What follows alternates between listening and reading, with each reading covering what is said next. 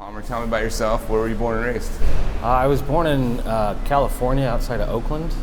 We moved from there when I was like 6 to Kentucky, upstate New York. I've kind of lived all over the country. Oh, gotcha. I went to high school in upstate New York, so that's sort of home. But I've lived a lot in Seattle, housed and unhoused. So that I feel most at home in Seattle. And tell me about your home life. What was it like growing up for you? And were there siblings, mom and dad? Yeah, mom and dad, still married, older brother. He's a pastor, which was kind of hard. Your older brother was? No, my dad. Oh, your dad? Yeah. Pastor's kid. Pastor's kid, yep. So that was kind of rough growing up. He's still a pastor. Tell me, what do you mean? Why was that rough growing up? Very fundamentalist theology, very strict, kind of one way with the congregation, another way with his family, you know. He wasn't bad or anything, he just, it was really hard to fit into any kind of society, or, you know, we had to live by such strict rules. So that wasn't very much fun. Plus the constant fear of hell. Well, I know depending on the sect of Christianity, you know, hell, fire and brimstone, was that like? Yeah, he's evangelical. I guess. Evangelical. Definitely hell is real. Jesus is coming back pretty soon. We all need to be ready. Yeah. He came out of the Jesus freak movement in the 70s in California, and my mom, and they just kind of carried that with them a little bit. Yep. So, yeah. So as a kid, as growing up, you felt that? I felt all that pressure. I was converted when I was like 3 years old. That was not cool. That's unfair. And I was converted with the threat of hell, but I have this wonderful gift of salvation. That's not something a 3-year-old needs to be processing. All I had done, we'd come back from church and I asked, who is this Jesus person? Because I must have assumed it was a real person who just was never at church, but was really important. And my dad took that as an invitation to convert me at 3. So I never felt like I had actually had a choice. I was just kind of born into it. And it was so heavy and it was so unrelatable to everyone else. I just hated that so much. I resented it. And so around 14, I started kind of rebelling against that, trying to look at the scriptures more critically. I ended up studying philosophy in college, and I was able to really get my head around a lot of what had been happening to me. Well, let's talk about your 14 is probably what, 9th grade? Something like that, yeah. 8th, 9th grade? Yeah. You're in high school. What are you doing with your buddies in high school? I mean, I'm playing soccer. I'm in choir. You know, I had a band. Oh, tell me more. Blue Harvest. It was. Was this like a Christian high school or a? No, this was just a public. Okay. In outside of Oakland, or? That's gross. No, at this point, this is in upstate New York. Gotcha. We had been. He went to seminary in Kentucky, and we were homeschooled there because Kentucky had a really bad public education system. So that was an interesting thing. But when we got up to upstate New York, we were put back into public schools. Okay. So I was doing all those normal things. Gotcha. Yep. But yeah, and so then I had a band, Blue Harvest, which that was the fake title for Return of the Jedi when they were making it, so the fans wouldn't swarm the set. So I thought that would be a clever name for a band. Clever, yeah. We were trying to be a grunge band because this is the late 90s, and I had a jazz drummer, so it comes out surf rock in upstate New York. So that was an unintended. You were playing what? What was your? I was playing guitar and writing the songs, and most of the songs, and singing them, writing the words. Gotcha. Playing a little piano, just trying to do whatever. We were just goofy. Well, yeah, when you're in high school and you have a band, that sounds about right. You're just trying to figure out. We made a record with this boombox that I had, which had a pretty decent condenser microphone on it, and I would just set it up at gigs, and I got the best take of each song and ran it off on a little tape, and made like 30 copies on someone's inkjet printer that had color. It was like an expense. He was like donating a cartridge of ink for this 30 cassette run of this album. Well, one of those cassettes still exists somewhere. People have them. I mean, they're little keepsakes. Yeah. You know, little things I put out over the years. So I was in a bunch of bands. I put out tapes here and there. Yeah. CDs. You know. Well, so you graduate high school. You go to college. Where do you go to college? I go to a place called Grove City College, which was a continuation of my upbringing. It's also Christian fundamentalist, evangelical. It was just now during the Bush years. They were very happy when he won. These colors don't run. Posters were up on the dorm walls and doors and stuff. So there I kind of was pushed more towards the left-leaning kids. We didn't really think in terms of conservative and liberal. It was just, we were the ones more of the lukewarm kids. We just weren't so adamant that America was number one and corporate America was the best invention and capitalism was our savior. We just weren't convinced of those things. And so we were reading and starting to kind of become, like starting to separate ourselves from our upbringings, I think, a little bit, and kind of found each other. So we became this very tight-knit group of folks who were not against the rest of the college, but definitely kind of stood out from the other students. But definitely together in that group. Yeah. Of those maybe. A lot of English majors, a lot of girls wearing black, people smoking cigarettes, reading books they don't have to be reading. Oh man, that's some bad stuff. We were like such good kids, but it was, like our version of... I'm kidding. Yes. Well, let's see. Well, you're in Christian college. I assume you're studying theology. Kind of, it's interlaced into a lot of your other classes, not all of them. It was a fine liberal arts education. Okay. And it was a very good price, which is a big part of why I went there too. But yeah, I mean, there was a lot of theology. Sometimes you would, like a logic class, you would break down a parable and see what's, and it's like, that's a kind of funny thing to do.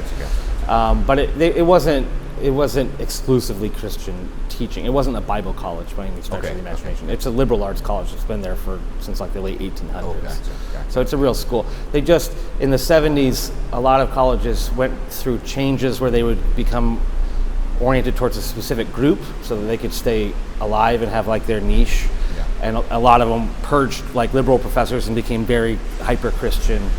And this was one of the ones that did that. And also anti-government. Grove City is famous for a Supreme Court case it won, I think along with another college. This was about having to take money from the federal government, and then the government can tell you to put in like handicap access facilities and stuff. They were fighting that they shouldn't be forced to accept money from the federal government, and therefore they could retain their autonomy. Yeah. And that sounded really appealing to me, and then I get there and I'm like, yeah, but you still need wheelchair ramps, and they just hadn't, they were their own people. So I lost my faith there. Partly because of studying the philosophy, partly that we had to go to chapel. It was mandatory. There were barcodes. It was weird. Well, was this a type of school where it's like you couldn't smoke, you couldn't drink, and you're signing? It was almost to that degree. Certainly not on campus. Right. And if you were caught drinking, you could probably be expelled. Yeah, gotcha. Smoking, they didn't have that was not a mortal sin. Gotcha. But it was even in a dry county. Gotcha. So it was kind of a big deal. Gotcha. We figured out ways to do it. Of course, always. Okay, so 4 years there, I assume? I did it in 4 years. And then you go where? And then 9/11 happens. Okay. And I have this stupid philosophy degree, and the job market dries up. And I don't know what I'm doing in the job market. So I just kind of start floating from like menial job to menial job. I went down to Pittsburgh for a while and worked on building, like flipping houses, and ran out of work doing that and just kind of limped along, for a while. I ended up finally in Seattle. Well, what was the transition, Pittsburgh to Seattle? Well, I met a girl, and I was living in Buffalo, and I hated it. She was in Long Island, she hated it, and we wanted a cool city to live in and see if our relationship worked. Had been kind of, too much of it had been long distance. So we came out here, ended up getting married, ended up getting divorced. But that was how I discovered Seattle for myself. I had a hunch about the place, but I hadn't even been before we moved here. I just wanted an adventure. I wanted to be away from the East Coast. Yeah. I wanted to be away from my parents. Yeah. Everything I kind of knew. And I was heavily into music at the time, making music. I had started as a music major, and I switched to philosophy because they wanted me to be a music educator, and I didn't want to be Mr. Holland's opus. So, but I was still in bands and stuff. One of my old bandmates from college was out here and all that stuff. So, what year was that? That this was 2003. So we got here the week that we invaded Iraq. Okay, gotcha. So we hit the ground running. It was all protests in the streets with big bass drums, and I was against the war, but I was unfamiliar with this form of expression. And so we just kind of watched this going on. It's like, yeah, man, WTO riots happened here. These people are, they mean business. Now I see all that stuff all the time, and I'm like, oh, what is it this week? Acclimated a bit, yeah. Kind of jaded. So you were playing music here, early 2000s, kind of dabbling. Yeah, a little bit, and working down in Pike Place Market, a fairly conventional, young college graduate moves to Seattle and starts making do. I knew 1,000 people just like me. Yeah, right. That led to doing some filmmaking with some coworkers, made some science fiction movies, short films, got in a festival. So I was pursuing those things while trying to, have an income. My wife had an income, and then we ended up getting divorced, and so all of that changed. So you were married for how long? Married for about 3.5 years, so I was with her for like 7 years. Right. Any kids in there? No kids. And at the time, I was working a front desk job down at Pike Place Market. I couldn't handle it anymore, and so I ended up losing that job. So I lost my marriage. Then a few months later, I lose this job. Though I was still living in Pike Place Market in this tiny efficiency unit, like total divorce pad. And then I found out that I have bipolar disorder.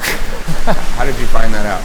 So all of the stress of that kind of got the best of me, and I was trying to make ends meet, and I was still trying to pursue filmmaking, and I hooked up with some people down in LA to go down and edit a web series they were trying to do about like green eco fashion, and how to look amazing while being sustainable. So I became like a producer writer on that pretty quick, but I got really burnt out. I was working too much, and this is all on spec. We weren't making any money, so it was just like the worst. And I'm still dealing with this divorce and all this stuff, and I just kind of lost my mind in Los Angeles, where I had never been before. Ended up at UCLA Hospital, and they're like, we're pretty sure you have bipolar disorder. We can't do anything for you. You don't live in California. You've got to go back to Washington. All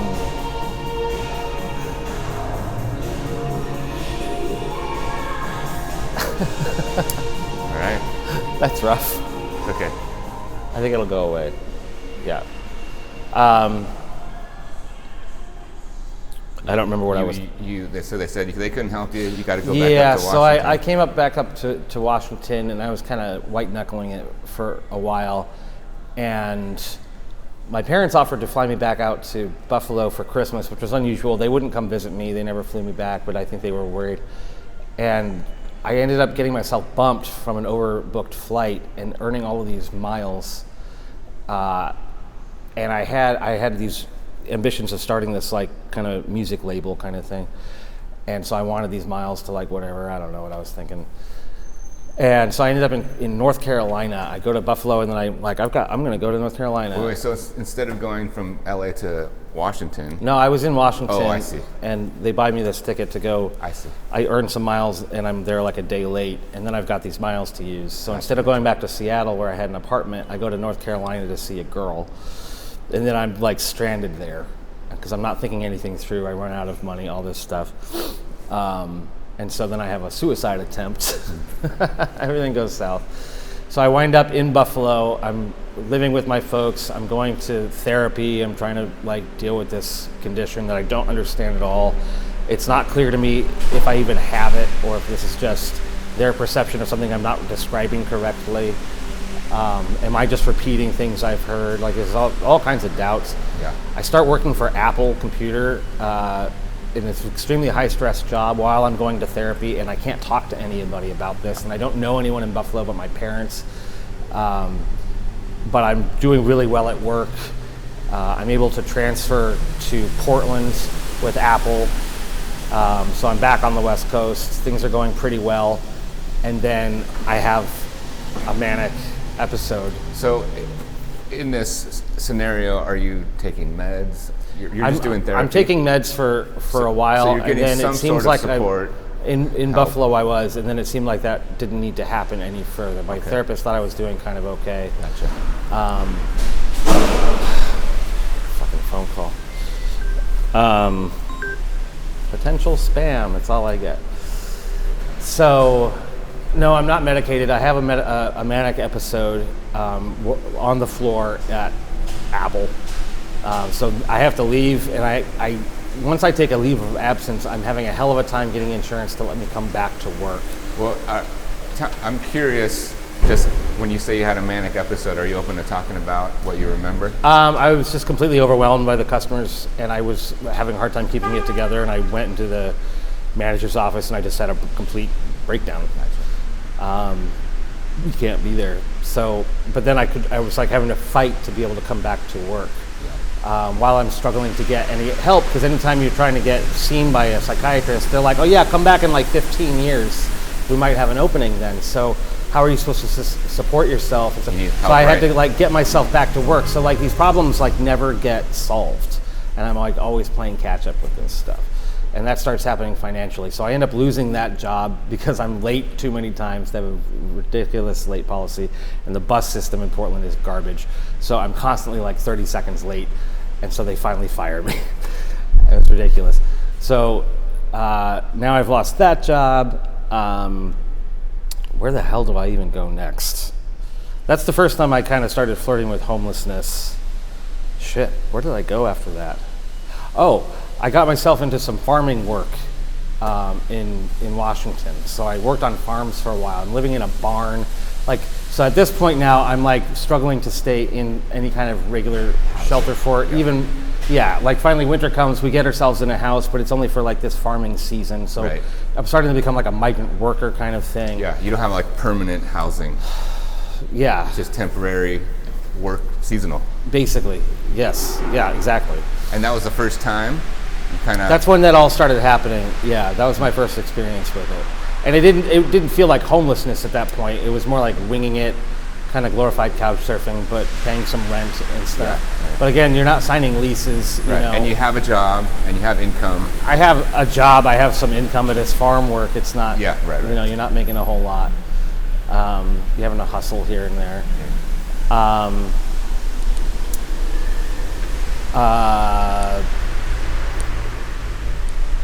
So, and then I end up coming back down to Portland, and I make another go of it with a roommate, and then he basically leaves me high and dry with an apartment that I can't afford to keep by myself. And I sort of okayed it, and then like, what the hell else am I gonna say? This guy's out of here. Yeah. And so then I instantly became homeless. I wasn't able to keep a job. I was getting temp jobs that I wasn't able to like get hired onto and all this stuff. So in Portland, you're in that apartment, you lose that apartment, and you go where? So I end up going to Seattle from Portland with this opera singer who wanted me to score some some songs that he'd written. Okay. He wants me to like kind of orchestrate some stuff. So we have this like gig. I was used to doing this kind of thing on the fly, and you have like this thing to get you through. So I have this ride up to Seattle. I'm at his place for like a week. He changes his mind. That all goes south. And now I'm officially on the streets. So you're like couch surfing, and then from there. And I have a $3,000 computer that I bought on my way out from Apple that I have nowhere to keep. Yeah. And so I end up having to sell it for half of what it was worth. But now I have money in my pocket on the street. Yeah. Well, I'm so curious. Like, I can only imagine like, you shut the door to that guy's house and you're like, where am I going to sleep tonight? What am I going to do? I mean, what's the process? The first thought I had was, I think I was like 35, 36 at the time. Yeah, and also what year is this? I don't know. This was 2015. Okay. This is like January of 2015. Okay. And I'm like, my body can take this for a while. And frankly, I was a little bit curious about what it was going to be like, because I had been talking to homeless people for as long as I could, my whole adult life, hanging out on the bench, talking to people who don't get to talk to anybody, and a lot of them have a lot of crazy thoughts that are fascinating to listen to and perfectly harmless. And so I had a lot of questions. I had nowhere to go. I had no couch I could surf on. And so I just kind of turned into it, and I just started strategizing. I sold that computer. I ditched it at an old place of work for a minute, and then I was able to come back and retrieve it and sell it to a guy. I did that got it into a couple places, and then finally sold it. So then I had money in my pocket, so I could go in the early morning to like a cafe and be warm until the library opened. And I learned that, okay, libraries are basically day shelters without the chaos. So I just started adapting, and I didn't know anything. And then I met a bunch of road dogs. I met a bunch of folks who they had my back. A couple different camps of people or individuals that kind of showed me the ropes of living on the street. And so we stuck together for a while, pulled some shenanigans. So then I kind of knew what I was doing. I finally got myself a job through what was then called the Millionaire Club. It's now Uplift Northwest. And I was working through them because I was able to get my identification and all that stuff. And that led to a job with a general contractor that I got hired on full time. I was making a good wage. I had health insurance, and I couldn't afford to live in the city that I was remodeling for these people. Let's talk about that. That's so fascinating to me. I mean, you have a full-time job, you have health insurance, but you can't afford to live. I mean, it's just not enough. It's not enough. It just wasn't enough. I would have had to be. This was also before the one line was as extensive as it was. So the bus time I would have had to been 2-hour bus commutes to be able to afford to live somewhere and keep this job. Meanwhile, I'm fixing up basements for these people, and it was just so ironic. So I reached out to a friend back east, and I explained my situation. And he kind of, to me, it seemed like he was saying, I'll kind of float you for a while. You have some money coming in, but I'll kind of like cover you. And I feel like he didn't come through as much as it seemed like he was going to. That's hard to know what people's intentions are. If I was hearing what I wanted to hear, I don't know. Gotcha. And so I'm back east now in upstate New York, and that's not a great economy, and things don't go very well. I rent an apartment with savings with him, and then I run out of money. I end up in a men's shelter. That was my first time in a shelter. That was just a terrible experience. And I was there for a few months. I finally got into like a slumlord apartment. Well, tell me what was so terrible about the shelter? Because there's a lot of shelters here in Seattle. Yeah, and I don't use them. Why is that? So the people who are in charge act like guards. They will kick you out like 5 a.m. for completely arbitrary reasons. They're like not you misbehaving. I mean, like that's just when you have to leave now. It's 5 a.m. Everyone's out. Why? That doesn't make any sense. Where does anyone have to be at 5 a.m.? You're just creating a problem. The one in upstate New York, from like 2 to 2:30, you just couldn't be in the building. It could be raining, snowing, whatever. And there's nowhere to go around there, but you just can't be in the building. They're not doing a mop or anything. There are all of these ways that they're constantly coercing you. You have 10 minutes, you're just constantly under stress. You have nowhere to keep your shit, and then people will steal your stuff from time to time. You have people cycling in and out from, a lot of these people just got out of jail, so who knows who this is. So it's just constant chaos. You're constantly protecting your stuff. There's never enough to eat. It's just completely miserable. Sounds really stressful. So I did that, but I didn't want to move into a place that had bed bugs and cockroaches and stuff, and that was kind of essentially what I ended up doing, except for the bed bugs. I had to kill a lot of cockroaches, and I never got rid of all the mice. This is like the county's paying for me to stay somewhere now. Gotcha. I finally am able to get a job as a janitor at an art school that I can walk to, because of course I can't afford a car. And so now I can pay for this shitty apartment that I have. So that's what I accomplished there. And then eventually that led to living in some better apartments throughout the city. But then,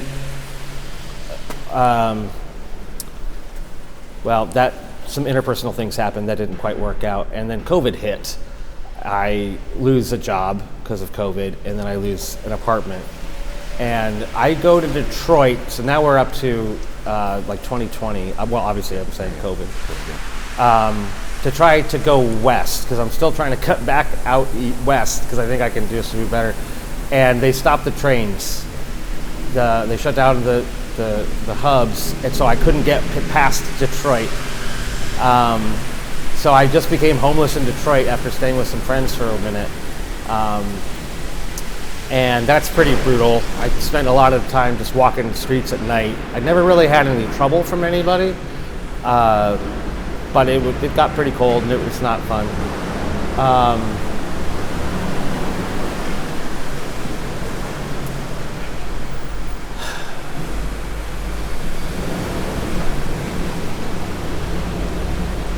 I'm extremely sensitive to sound, so it just drives me nuts. It is loud in here. Yeah. Anyway, and so then I finally, I met a couple of older dudes who needed help, who kind of put me up in some rough accommodations for a minute. So this happened one after another, and one kind of finally got me into like a trailer, like a camping trailer, and then I would help him kind of fix up this bar that he was trying to renovate and live in for himself. And he wanted me to do some, he turned out to be very crazy. He thought he had this legal case that he didn't have, and I looked at it, and I'm not an expert or anything, but I'm like, this is a terrible situation. And I ended up having to leave there, and I ended up meeting another guy who let me live in his house. I was fixing that place up. Detroit has a lot of very rundown houses. This guy was on dialysis and needed a lot of help. So that worked out for a while there, and then eventually we had a falling out, and I lost that place, and I lost a job. So I was able to start working again at a meat packing plant this time, and then we get laid off because St. Patrick's Day is coming, and we've made all the brisket that we need to make for it. And we weren't told about this season, but now you just don't work here anymore, and you did everything great. Thanks for coming in. So I lose that. And then I lose the house that I was in. But a friend had offered to fly me to Portland to hang out and make some music for a minute. I didn't tell him my situation. I was living in a motel, because you can get a motel for like $200 a week in Detroit. And I'd made decent money at the meat plant. So you got a little bit in your pocket then. Yes. And so I get to Portland. I hang out with them for a few days. And he says, hey, by the way, I don't know if you noticed, there's an 8-hour layover for you in Seattle on your way back. So you can like see the old neighborhood or something. Like it just worked out that way. So I get up to Seattle, and I'm like, I'm just not going back to Detroit. I've gotten to the West. I'm where I've been wanting to be. There's nothing for me in Detroit. I gave that a go for like almost 2 years. Learned a lot. It's a fascinating city, but it's not where I want to be. And I was just like, God damn it, I'm just going to be in Seattle, and I'm going to make this work. And the city had gotten way richer in the last 7 years since I was last homeless here. And I was up against much more than I kind of realized, and instantly became homeless. But I also, more importantly, I got a backpack robbed, and I was carrying with me my birth certificate, my social security card, and I had a wallet stolen too. I just got nailed. Tell me about that story. Like, how did that happen? Well, the backpack was my fault. I was cleaning up a park in the middle of the night, and I set down my pack for 2 seconds, and some silent person just walked by and grabbed it right next to me. Wow. They're amazing, and it was, I don't know what I was thinking, but it's something had like irked me, whatever. I just set it down in a second. I wanted to pick up something, and then it was just gone. Wow. And then I couldn't get a job. And so then I started spiraling. I ran out of food. I didn't have any food stamps. I couldn't prove where, all this stuff. Right. And I'm roving the streets, screaming, and I'm completely manic, and just everything, So it took me a long time to calm down, and I finally get myself stabilized enough that I realize that I've been on food stamps in Washington before. They'll have a record of me. And so sure enough, I'm able to get back on food stamps through my social security number and my face. Because you memorized your social security number. Yeah, I knew that since college applications, like a lot of folks. And so they're like, yep, here you are, here's your food stamps. But that's just the beginning. And then it became this marathon of like, well, do you really have bipolar disorder? Do you really need disability? Can we stretch this out any further?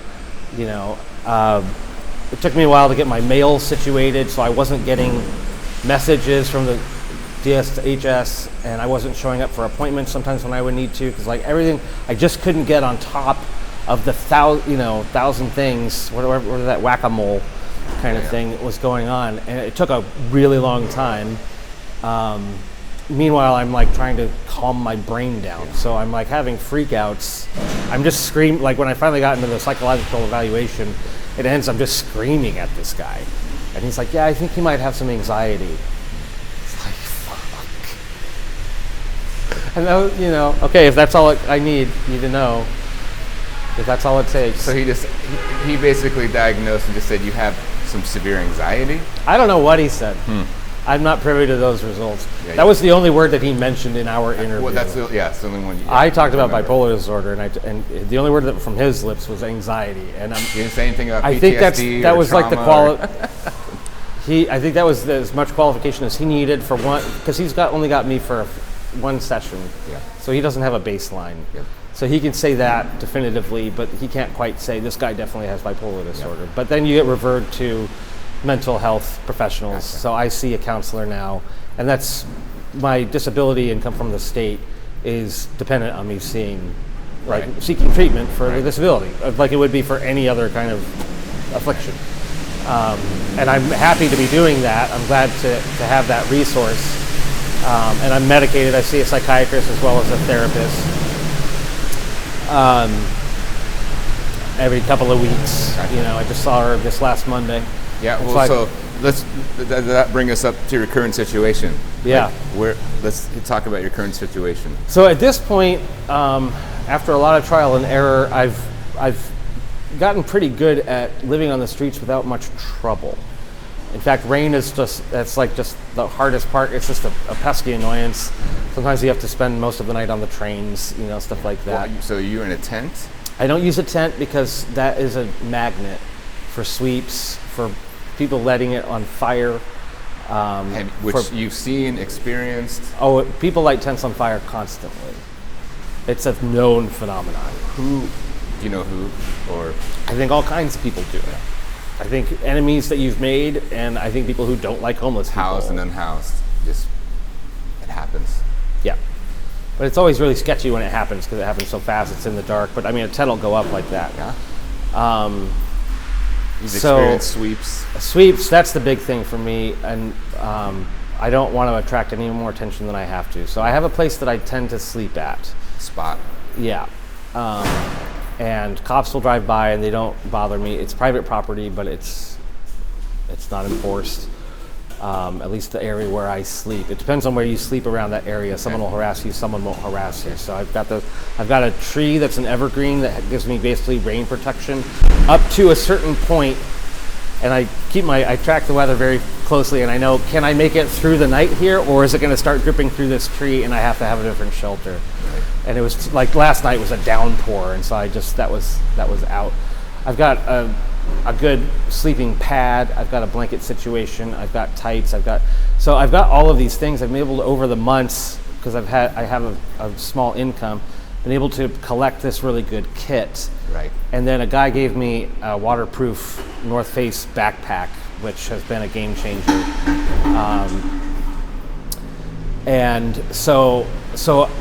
And then I have a podcast. So because I was able to stabilize myself enough, and I realized I'd learned a lot about living on the streets, I wanted to start talking about it. So I was going to write a memoir or something. I was just like, that was what I was working on. And then out of a conversation with my brother came this idea that, well, I could not only appear on podcasts, I could have my own podcast. So I made 4 episodes of that. And that has generated income through a Patreon.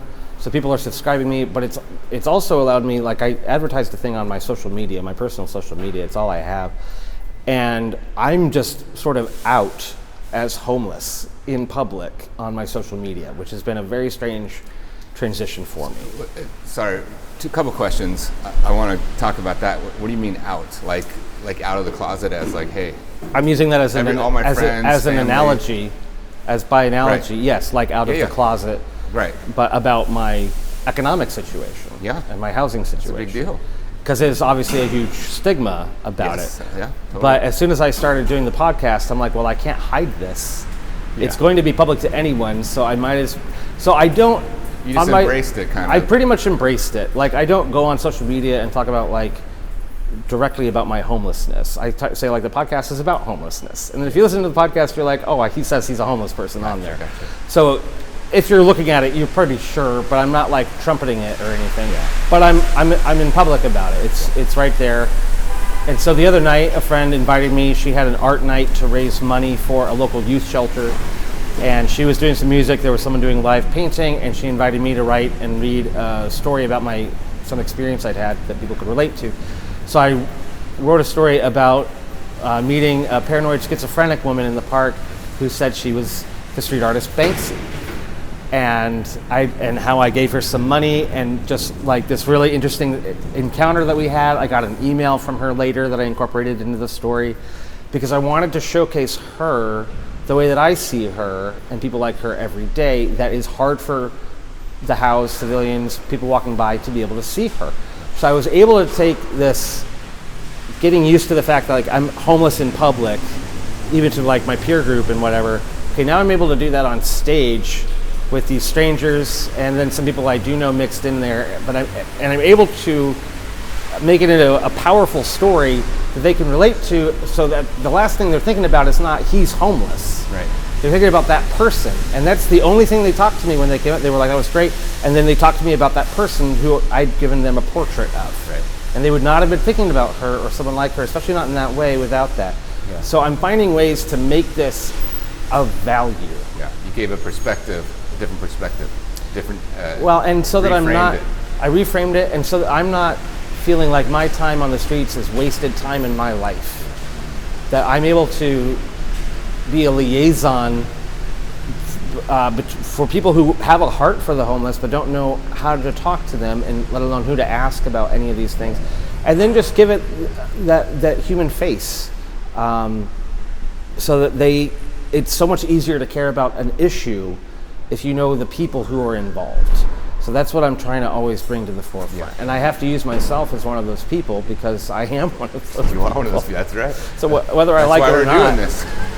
Exactly. Tell me about your podcast a little bit. Like, what's the goal here? So the goal. And what's it called? Where can we find you? Yeah, it's called Home Free with Palmer Avery. It's available on Spodcast, Amazon Music, Apple, and iHeartRadio. I always crack up when I say that because it's so stock to say those things. And there's a Patreon. The first season is 4 episodes. I do a typical format is I do a monologue on a topic, and then I have an interview with someone. So the first episode, I talk just kind of like, who am I? Like, welcome to the podcast. And I say there that the goal, originally it was much more, I thought I'd have more listeners who were homeless themselves. And it was going to be more like insider tips and stuff like that. And I kind of dropped that after a little while because I was like, that's not who's listening. So it's more what I've been saying about putting a human face, and giving people a place they can email me questions. I did a mailbag episode where I answered like some of the big questions. One episode, the monologue is like, what does it mean not to have an address? It means more than you think it means. It's not just not having a place to sleep at night. There's financial repercussions for that. I interviewed a city council candidate for Capitol Hill. So we got to get into some nitty-gritty policy. We were talking about percentages and stuff like that. It felt very, grown up. Because on the one hand, I feel like I'm kind of faking this whole thing. Like, who am I to have a podcast? But at the same time, it's like, well, this is serious stuff. Someone needs to be doing it. So even if I'm doing this terribly, at least somebody is doing this. Right. And that doesn't seem to be the perception. So no. Fantastic. Couple more questions. One I like to ask is, Palmer, what do you want the people of Seattle to know? We can communicate something to them. So I see the homeless as an economic minority group, as a legit minority group that we should get in the habit of treating the way we treat other minority groups. So with a level of sensitivity, a level of curiosity, knowing you don't want to overwhelm with questions, knowing that you'll get things wrong and that person's not going to hate you for getting it wrong because they're showing interest. I would love us to be seen like that as opposed to as a threat, as a dirty, disgusting, dangerous problem that just needs to be swept away somewhere and we'll send in the armed police at the drop of a hat. I don't think that is effective. I don't think sweeping garbage around is how you clean a room. So I can't change city policy by myself, but I'm trying to move people's hearts to see us in a new light, to see us the way they see other minority groups and to treat us with that respect as opposed to just a problem in their way. Love it. It's a we thing. Yes. Anything else you want to share?